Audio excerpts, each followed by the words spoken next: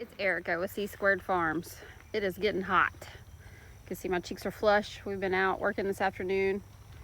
I've been out planting some more milkweed and been out here watering the garden, but I wanted to give you a garden update. It's been a little while, so come along and we'll go check out the garden. So our purple bean vine that we got from our friends over at Crossing Crops, she's local to us, and every year I buy lots of plants from her, and this is one of them that I added this year. It's going to go up over our little walkway, and I cannot wait. We have another little baby one on the other side. I have harvested lots of dill already. Our white mums are getting ready to bloom. We've got some zinnia in here. And the farmer got out here the other day and I planted some sweet basil. It is absolutely my favorite. I've already harvested a lot of our cilantro that you see there. And I noticed this was our planter, I believe, that had the purple basil that we got last year. Looks like we've got a volunteer coming up here, so I'm pretty excited about that. The comfrey has been amazing. I have chopped this and made, I'm in the process of making the comfrey tea. This is not a tea that you drink. It's a tea that you give back to your plants as a natural fertilizer, and it works amazing. It doesn't smell very well as you let it process for a couple of weeks, but it works so good. Our ginger's coming along pretty good. Looks like we have a volunteer pea plant here coming up. Those come up just about every year. Oregano's doing good. Turmeric's doing good. And if you guys don't have yarrow in your garden to attract all the pollinators, it's beautiful. We decided we are done with the row covering and drilling holes in it and planting the plant directly into those holes. It worked well for a while. It just seems like over time, of course, weeds get through those holes and then it just begins to be a big mess. So we are redoing this part of the garden, as you can see the farmer doing now. And we are going to switch over mainly to just, raised beds. All of our garden does really well in our raised beds over there, and the weeds aren't nearly as bad to try to keep down. So I think that this whole area, you can see what we're fighting here, that is what we are going to do. I believe this is my verbena that I also got from Crossing Crops. The oregano I got from her a couple years ago as well. It is looking great. It is good and healthy, and I'm so excited to see this bloom. This whole row is basically, I think there's like 1 or 2 tomato plants in here that we found a little spot for, but our onions are just getting to where they're getting pretty good size here. We've got them all down through here. I threw in a few sweet basil plants, but I mean, these things are getting pretty big. So I'm excited. I hope that we have the biggest onions we have ever raised. Look at this thing. It's gigantic. I mean, compared to my hand, it's pretty big. So hopefully we'll have a great onion harvest this year. You can see our volunteer sunflower came up. We are about to have a sunflower. That's exciting. And this row we got started of our tomatoes. Got some marigolds in here. More little baby tomatoes. Some basil. And these I've been waiting to bloom. These are the white marigolds that I got from Crossing Crops as well. And I cannot wait to see these things bloom. They are starting to open now. Birdie, get out. You're not even supposed to be in here, you little turkey. Sweet basil and tomatoes. Y'all ready for this? You remember the kale tree? It has started bolting, but you know what? It's okay. This tree has been here for a long time. Yeah, I think like 2 years, 3 years. We don't eat a lot of kale, but I really enjoy having this in here. We let it go to flower because it was so pretty. Remember when I said I'm not the gardener? This is my first year to really be super involved with a garden. I've planted the majority of the plants in here. Well, I won't say the majority. I've done at least half of the plants and taken care of them in here. And this year I'm super excited to see the progress of being, watering things and taking care of them. I always take care of the livestock, so I think it's been fun this year. But these are our bell peppers, our red bells that we got also from Crossing Crops. We've got 2 of these going. And then we have also over there in the back a lilac bell. I've harvested lots of parsley so far, and then our little jalapeno plant is doing great. Also got it from Crossing Crops, along with our cucumber plant. You can see something's been munching on it, but we got it staked up, and it seems to be doing good. More plants from Crossing Crops. This is our Granny Cantrell tomato plant, and you can see over here we're getting little baby tomatoes, and I'm so excited. Also sunflowers from her as well, and this is another tomato plant that we got from her, and it is starting to get little baby tomatoes on here. And here's one of the white marigolds. More sunflowers from her. They're getting ready to bloom. This little pea plant, I cannot say pea plant. This little pea plant it's struggling a little. That's okay, it's a snap pea. Some tomatoes the farmer started. He started all the ones in the other garden as well, other side of the garden. More snap peas. I'm actually getting snap peas. They are almost ready to harvest. My favorite snack. Some more marigolds. And another sunflower that's getting ready to bloom. Remember when I got out here and did this by myself? These are all my wildflowers. Looks like we've got some poppies and some sunflowers coming up. I believe this is sweet pea. It's very viney. I think there's African daisies. I believe there are some cosmos, bachelor buttons.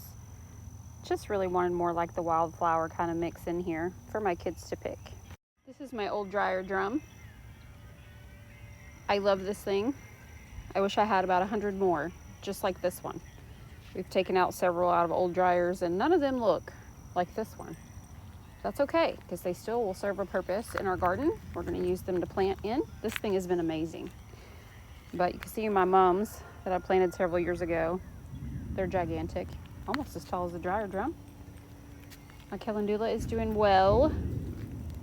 I got it from Crossing Crops. She was sweet enough to give me some seeds, because once I got 2 plants and fell so in love with it, I decided, oh my goodness, I need more, and she was out. So in these little spots down here where there's a stick, I've planted those seeds that she gave me.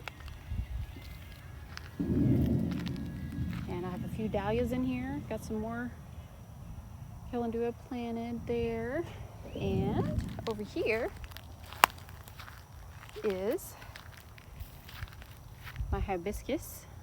And I also have one on the porch, and it's doing great, that I also got from Crossing Crops. All of my hanging pots that I got from her are amazing, y'all. If you guys were sleeping and you didn't get her hanging baskets this year, you missed out. They are beautiful. So I bet y'all get them next year. Let's go look at these.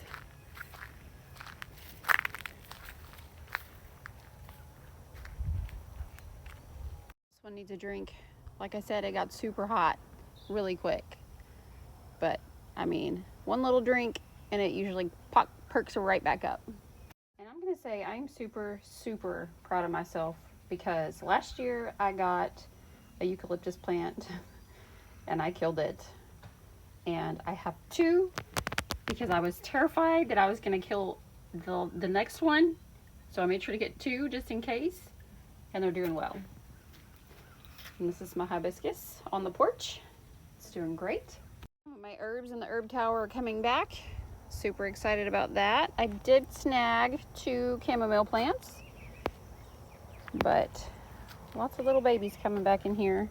Some of it's grass, like that's grass, but starting to get some green on them. Thought they were dead. And let me tell you, I got tired of sharing my strawberries with the critters, okay? So I got these off of Amazon. They have a little like drawstring at the bottom, and you can see even when it rains or you spray it with water or whatever, it gets in here. And I was concerned. So far, the one thing that I want to pay attention to is making sure that these obviously make more strawberries. They already had a few strawberry plants on them, but these guys are ready to pick, and these are our white strawberries. So I'm fixing to snag some and have a snack. Look how pretty. These are so yummy too, y'all. I've never tried them, but they are really good. So this comes back every year out here wild too, and it is per my plant ID, American plantain. I think that you can use it as like a healing balm for bug bites and things like that, but I'm not sure. So you guys tell me. I usually use like the broadleaf plantain because it just grows in a little patch over there, but it's doing pretty well here. Do you use it, and what do you use it for? Our hydrangeas are blooming, and they are beautiful. One of my favorite flowers. So, being a responsible butterfly person, make sure that when you order your butterfly larva that you have plenty of milkweed. We have plenty of milkweed, but I guess I'm still learning about it. When I got it, I didn't realize it needed more water, I guess, than what I'd been giving it. So some of the leaves are starting to fall off the bottom and turning yellow. So I asked the guy about it today. I bought a couple more plants. You guys have to have milkweed plants for them to eat as they grow. And I absolutely know that. That's why I went and bought several different milkweed plants. I got some from Cross and Crops, and then I got some more over at the plant outlet. But you got to make sure that you have plenty, because every couple of days you're going to change out those leaves that have kind of been spent and give them fresh leaves. So I'm going to say for about the 20 larvae that I have, you're probably going to need about 10 plants, 10 plants. And you can have all those plants, but if they start losing their leaves at the bottom, you're losing food for your butterflies. So I went and got some more today, just to be on the safe side. I want them to have plenty of food and plenty of leaves to eat, and I get to change those out today, and I'll take you through that process as well. So you can see our mullein. This is where we decided to plant our mullein. We've got a few back there. I think there's like one on the other end over there, but here are some of the milkweed. My husband kept saying, we have plenty of milkweed growing around here. I'm like, no, babe. All these things that you think are milkweed are either like lettuce, like wild lettuce, or they're poke salad, or something that looks like milkweed, but it's not. A lot of it looks like the goldenrod, and I knew we didn't have a lot of, actually I've never seen wild milkweed grow here. I've looked for it, but I haven't seen it. So here is what milkweed looks like. You can see some of my new plants we just got in. The farmer got out here and dug holes for me, thank goodness.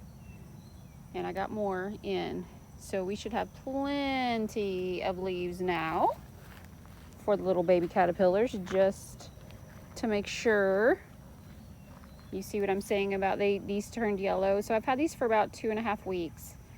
And if your milkweed starts doing this, it needs more water, because if you can look, there are no leaves at the bottom. They're starting to get a few new ones, but they take a while to grow. So you can't feed the yellow leaves to the larva. You gotta feed the nice healthy leaves. And some of my other ones, this one's a decent size, but some of my other milkweed plants are just little baby milkweed plants, so their leaves are little bitty. And that's not a big deal for a little bitty larva. But as these guys grow and they munch on the leaves, right before they turn into a caterpillar, they will eat a lot. So I just went and amped up my, I guess you'd say, stepped up my milkweed game and got some more milkweed. So they should be good and happy. We should have plenty of leaves. These are the little young milkweed plants that I got from my friend at Crossing Crops. And they're doing great. They're doing amazing. But, like I said, bigger caterpillars are going to have a bigger appetite. So they're going to need the bigger leaves. One more thing that I'm super excited about is I really thought that I killed the ginger that I transplanted the rhizomes in the wintertime, had them in pots in the house, watered them. And these have just been basically pots of dirt for months now. It's middle May, and I came out here the other day and I see this little teeny tiny green something poking out of the dirt. I am so glad that I did not dump these when I needed some potting soil the other day, because I did it. I'm so excited. Looks like I have a little bit of a green thumb after all. Good job, me. So this is what I think it's been 2 days since we got the little butterfly larva, and you can see that they've eaten holes in the leaves. The leaves are starting to get kind of wilted, and you can see where they've been pottying in here, and that is why I put the paper towel in the bottom here. But it's time to change out the leaves. As you can see, they were kind of all over in a little pile. As they start wilting, the leaves start curling up. So as you get these out of the jar, I recommend a butter knife. I just grab the very edge, I turn the jar sideways, and I just grab the very edge of the napkin and kind of slide it towards me, where I can take the whole napkin and the leaves out at one time. Hopefully that way you don't squish any of the little baby larvas. But gently uncurl the leaves really carefully, and you will see if your little babies in your jar have made it. And these guys have all made it. There's one there, and like I said, sometimes it's really hard because they curl like this and you're trying to find them. So be very gentle, because they're probably in the center of a curl, hiding. There's one in here somewhere. This one's in the very middle. I don't know if you can see it, but if I undo it, see, there it is. So just be very careful. They're all doing good. Now we have a new napkin. We're going to stick it back down in the jar. I do the same thing with the butter knife, except for I just use the butter knife to smash it down where it's kind of center of the jar and kind of at the base of the jar, like a little cup kind of. And then I just get the little caterpillars and move them onto the leaves, and we put them back in the jar. There we go. Almost. Come on, little buddy. There we go. And hopefully you guys can see that.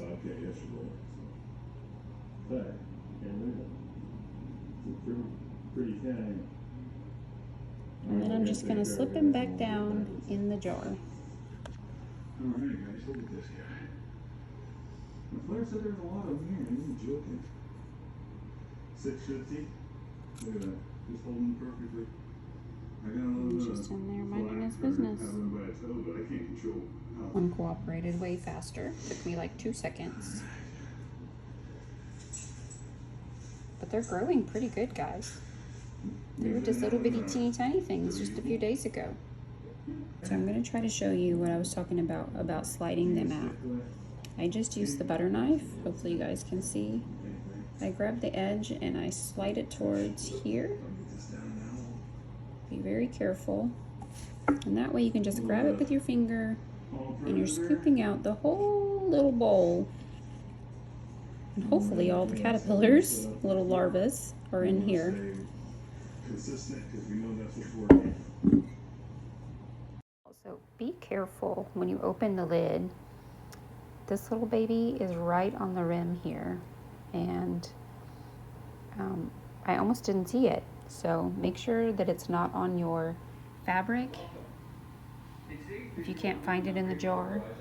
Or like me, I was fixing to get the napkin out and I turned it sideways and just happened to see that it was right there on the edge.